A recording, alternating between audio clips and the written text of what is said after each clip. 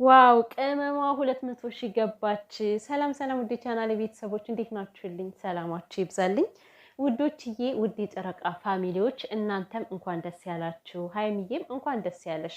ማለት ይሄ ሁሉ ሲጠቃለል ዞሮ ዞሮ የጨረቃ ፋሚሊ ነው ሁሉን ነገር የሚወስደው። ምክንያቱም ይሄ የሚሆነው በእነሱ ስለሆነ ነውና እንኳን ደስ ያላችሁ። ቅመሟ እንግዲህ 200 ሺህ ገብታላችኋለች። እጅግ በጣም ደስ እንደሚላችሁ ተስፋ አደርጋለሁ አውቃለሁ።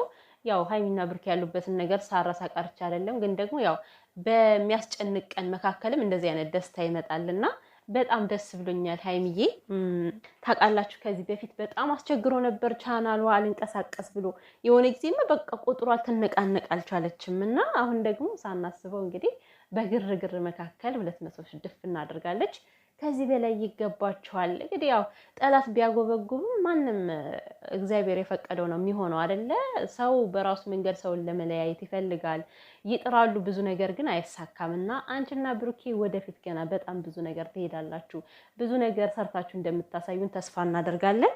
በዚህ ሰዓት ምን እንደተመኘው ታውቃላችሁ? ምን አለ ሀይሚና ብሩኬ ሰላም ሆነው ቢሆን ኖሮ እኔ እንጃ አላውቅም።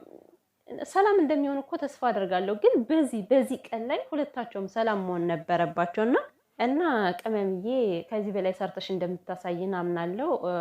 እኔ ሀይሚና ፍቅርን የማደንቅበት ምክንያት አለኝ የራሴ ማለት ነው። የምር ሀይሚ ከብሩኬ ጋር ስለሆነች ምናምን ሳይሆን በቃ ላይክ እንደ ሴትነታቸው ገና ልጅ እንደመሆናቸው መጠን በጣም ነው የማደንቃቸው ሁለቱን ልጆች። ታውቃላችሁ በዚህ እድሜያቸው ወጥተው ራሳቸውን ችለው ራሳቸውን እያስተዳደሩ እንደውም ለሰው ይተርፋሉ እኮ ለሰው ይተርፋሉ። እና በዚህ በጣም ነው ማደንቃቸውና እጅግ በጣም ደስ ብሎኛል። ሌላኛው ደግሞ እንግዲህ ያው የብሩኬና ሀይሚ ጉዳይ ይስተካከላል ብለን ተስፋ እናደርጋለን።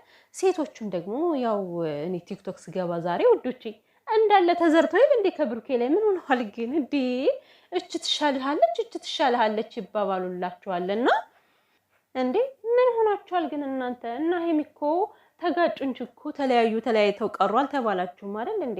በየስፍራው እኔ እሻልሃለሁ እኔ እሻላለሁ እየተባባላችሁ የምትለጣጥፉ ምንድን ነው ግን ስራችሁ ምንድን ነው? ለነገሩ እናንተ ትሻላላችሁ መሰለኝ።